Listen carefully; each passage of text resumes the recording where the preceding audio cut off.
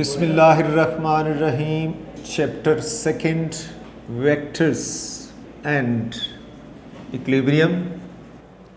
Conceptual questions. Question number 1. मैं question पढ़ूंगा और उसको एक्सप्लेन करूंगा. Is it possible to add three vectors of equal magnitude but different directions to get null vectors? Illustrate with a diagram. Yes, if vectors follows the sides of equilateral triangle, then their resultant will be a null vectors as shown. ये देखें, late ये एक vector है और ये दूसरा vector है और ये थर्ड वेक्टर है. Vector A and here is the angle 120 degree. Here is a vector B. So vector B makes an angle 120 degree with A, and here is the vector C, and C vectors का जो angle बन रहा है with x axis, this is 240. with x axis मैंने कहा angle C बनाएगा. So this is the equilateral triangles और resultant कितना है? 0 है, नल वेक्टर्स है. So this is the conditions कि अगर तीनों वेक्टर्स फॉलो कर रहे हैं sides of the equilateral triangles तो इनका जो सम होगा वो नल वेक्टर्स या जीरो वेक्टर होगा. क्वेश्चन नंबर 2 है, the magnitude of three vectors 2, 3 and 5 meters respectively. The direction are at your disposals. Can these three vectors be added to yield 0? Illustrate with diagram. हमें given है d1 is 2, d2 is 3 meters and d3 is 5 meters. क्या इनका सम 0 हो सकता है? Direction हमारी अपने choice पे है, तो this is very much possible that we have to add these vectors d1 plus d2 plus d3. इसका 0 मीन नल वेक्टर्स आ जाए. How it is possible? If d1 and d2 are if d1 and d2 are in same directions, if d1 which is 2 meters and d2 is 3 meter, both are in same directions, so the resultant of these two is 5 meters along let x axis. और d3 जो है, अब इसको represent कर रहे हैं, here is d3. so we have added the vectors by head to tail rule. a से b तक, b से c तक और c से वापस a तक. तो इस तरह इनका जो सम होगा वो 0 होगा. d1 and d2 are in same direction and d3 is very opposite to that of d1 and d2, very opposite. तो इनका जो सम है that is a null vectors. तो हमने डायग्राम भी बना दी. दिस इज द कंडीशंस कि इनका सम इस कंडीशंस के अलावा मीन जरा सी डायरेक्शन हम चेंज करते हैं फिर इनका सम 0 नहीं होगा. This is the only condition जिसके अंदर हमें जो है वो नल वेक्टर्स मिल रहा है. क्वेश्चन नंबर 3 है. क्वेश्चन नंबर 3 क्या कह रहा है कि what units are associated with unit vectors i, j and k. लफ्ज़ है unit vectors. We know that unit vectors किसके बराबर होता है? Vector divided by magnitude of that vectors. अब वेक्टर्स के अंदर दो चीज़ें होती हैं, एक होती है magnitude, other is directions. Magnitude और डायरेक्शन मिलेंगी तो वेक्टर्स बनेगा, और डिवाइड किस पे कर रहे हैं? Magnitude. So this is cancelled and we get 1. So the any quantity whose numerical value is 1, यहाँ जब मैग्नीट्यूड कैंसिल हो रही है तो यूनिट्स भी कैंसिल हो जाती है। अगर यहाँ मीटर है, यहाँ मीटर है तो ये कैंसिल हो गया, यहाँ न्यूटन है, यहाँ भी न्यूटन है तो कैंसिल हो गया। लेकिन मैथमेटिकली 10/10 चाहे 10 मीटर बाई 10 मीटर तो 1, 10 न्यूटन बाई 10 न्यूटन तो 1, units cancel. So any quantity having numerical value 1 and has some particular directions, this is what we call unit vectors. For example, a unit vectors बराबर है vector divided by magnitude. That's why therefore any unit vector, any unit vectors is unitless quantity. Therefore same is the case with I, j and k, that these are I, j, k भी unit vector हैं। और ऊपर हमने देख लिया कि unit vector जो है वो हमेशा यूनिटलेस है, चाहे आई जे के हो या कोई भी यूनिट वेक्टर होगा तो वो हमेशा यूनिटलेस क्वांटिटी होता है। क्वेश्चन नंबर 4 है, can a scalar product of two vectors be negative? Provide a proof and give an examples. Yes, the scalar product of two vectors can be negative if the vectors are anti-parallel या angle theta between the vectors, that is angle theta between the vector is 180 degree. For two vectors A and B, their dot product can be written as A dot B is equal to A B cos theta. If theta is 180, then A dot B is equal to A B cos 180, A B cos 180 minus 1 होता है, तो ये minus A be called negative dot product. Or work done by the friction is the best example, universal example, negative work done. Work done by the friction, जब work done against the friction हमेशा negative work done होगा। क्यों? कि friction is always opposite to that of the displacement. अगर body को आप upward throw करेंगे, body ऊपर जा रही है, friction downward लेंगे। अगर बॉडी डाउन आ रही है, friction upward लेंगे।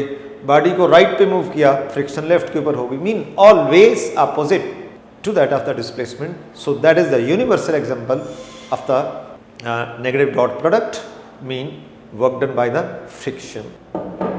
क्वेश्चन नंबर 5 है, if A and B are two non zero vectors, how can their scalar product be zero and how can their vector product be zero? A and B are non-zero vectors. According to the given data, A and B are non-zero vectors. Mean these have some magnitudes. Non-zero का मतलब है A की भी कुछ magnitude है, B की भी कुछ magnitude है, and we have to find their scalar product is equal to A B cos theta. According to question, A dot B is equal to 0. So 0 is equal to A B cos theta. Cos theta is equal to 0 over A B is equal to 0. Theta is equal to cos inverse 0 is equal to 0.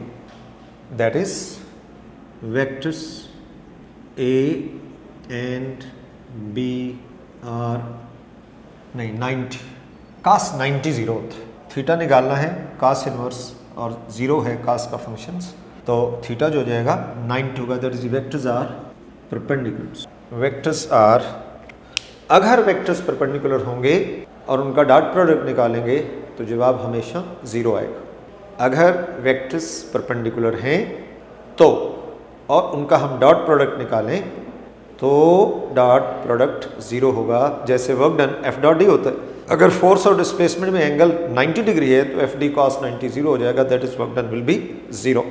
हाँ, but in case of cross product A cross B is equal to C, और C vectors की magnitude है A B sine theta. According to question product vectors की magnitude 0 है, that is equal to A B sine theta. Sine theta is equal to 0 और A B is equal to 0, theta is equal to sine inverse 0 is equal to 0 or 180। That is vector A and B are either parallel और anti parallel. Anti, तो इस condition में अगर vectors parallel हो तब भी, anti parallel हो तब भी उनका जो क्रॉस प्रोडक्ट होगा 0 वेक्टर्स, नल वेक्टर्स आ जाएगा। अगर वेक्टर्स परपेंडिकुलर हैं तो डॉट प्रोडक्ट 0 होगा, और अगर वेक्टर्स पैरेलल या एंटी पैरेलल हैं तो फिर क्रॉस प्रोडक्ट 0 होगा। क्वेश्चन नंबर 6 करते हैं। क्वेश्चन नंबर 6 में पढ़ता हूं। Suppose you are given a known non zero vector A, the scalar product of A with an unknown vector B is 0, likewise the vectors product of a with b is 0 also. What can you conclude about b? Question number 6 given क्या है कि अगर हम एक known vector है a, vector a is known vectors और b is unknown vectors. According to question, a dot b is equal to 0 and a cross b is equal to 0 also. अब हम पहले अभी किया क्वेश्चन नंबर 5 में कि अगर तो डायरेक्शंस के लिहाज से या एंगल के लिहाज से देखा जाए तो डॉट प्रोडक्ट 0 कब होता है, जब थीटा 90 हो, और क्रॉस प्रोडक्ट 0 कब होता है, जब थीटा 0 हो या 180 हो। अब a डॉट b भी 0 है और a क्रॉस b भी 0 है, तो इसका मतलब है ये बात एंगल की वजह से तो नहीं। एंगल की वजह से अगर आप एंगल 0 लें या 180 लें, उसमें क्रॉस तो 0 हो सकता है, डॉट नहीं होता। और अगर एंगल 90 लें दोनों में, तो उसमें डॉट प्रोडक्ट 0 हो सकता है, उसका क्रॉस प्रोडक्ट तो 0 नहीं होता। इस वजह से हम कंक्लूड क्या कर रहे हैं, so for dot, since dot product is 0 if theta is 90 degree and cross product is 0 if theta is 0 or 180. But according to question, both a dot b and a cross b 0. This is possible only if b is a null vectors, that is b is null vectors. Question number 7, next question देखते हैं कि ये क्या कह रहा है। Question 7 कहता है why a particle experiencing only one force can not be in equilibrium. एक पार्टिकल के ऊपर there is only one force acting on the body, so that is not in equilibrium.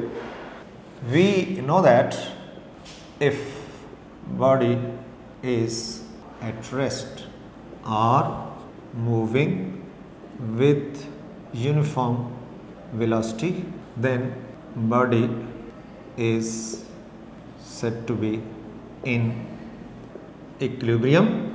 This state of rest or uniform motion is achieved when sum of the forces is 0.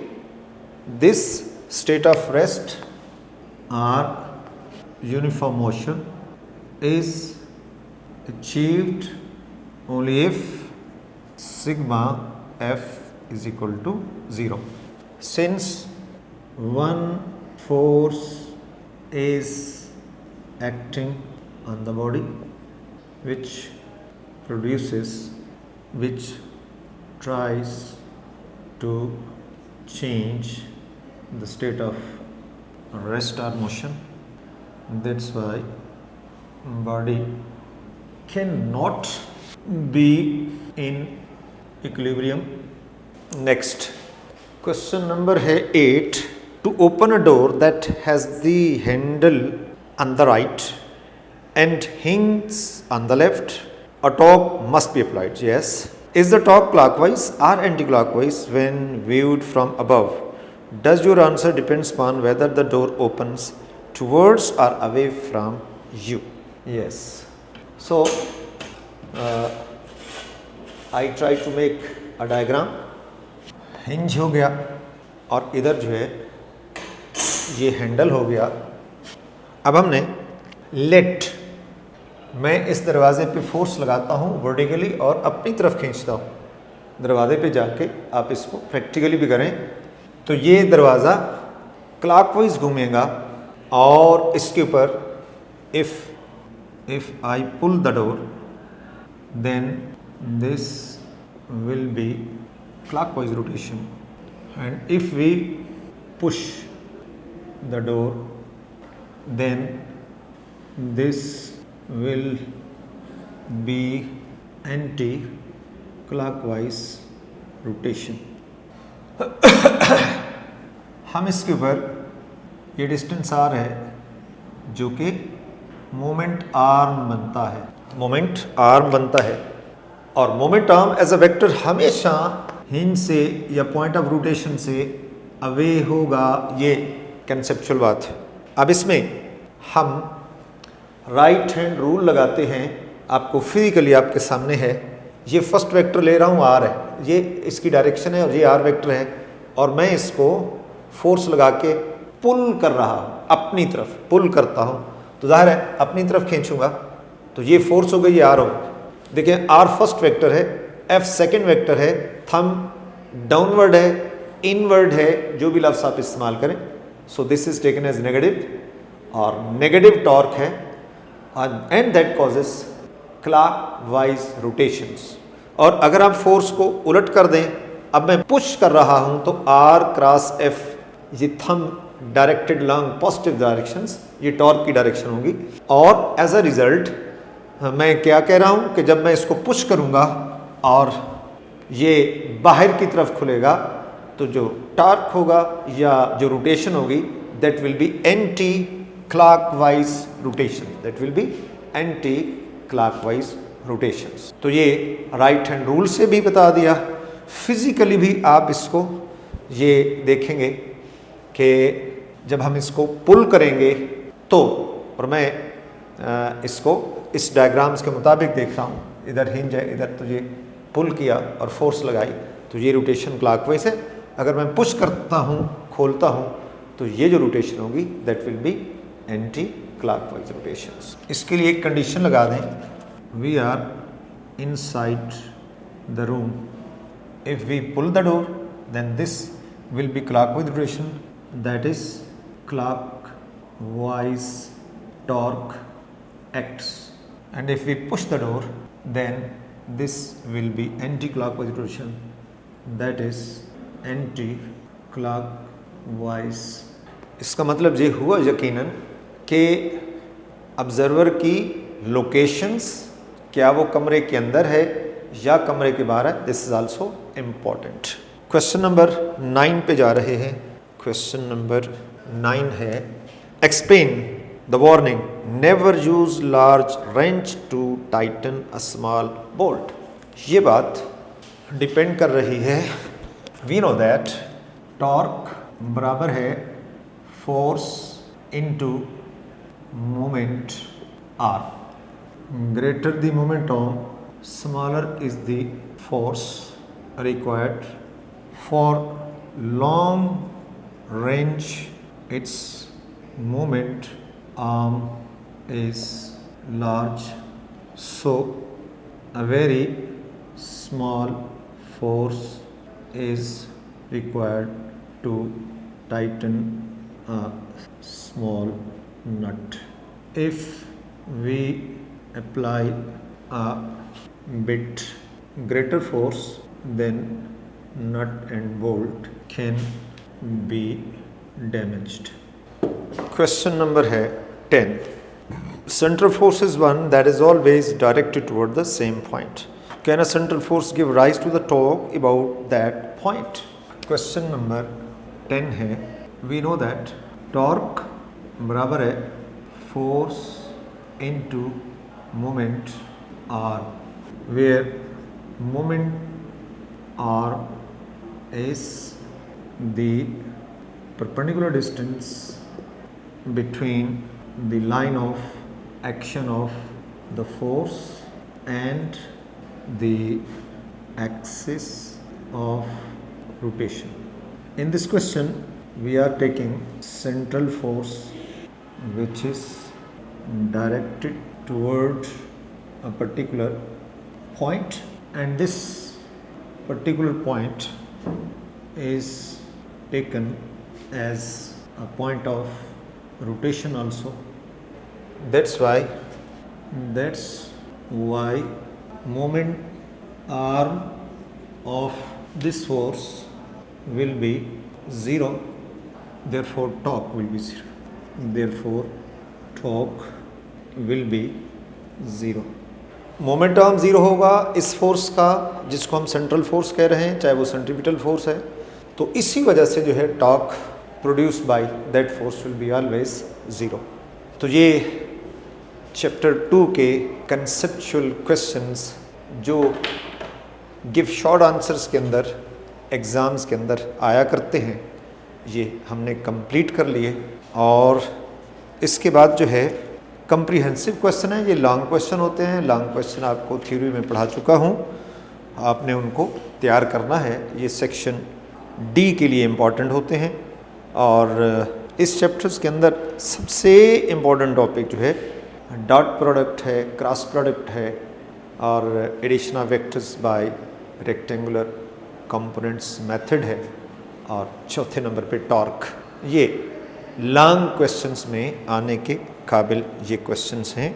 और इसके बाद अब हम start कर रहे हैं इसके numericals.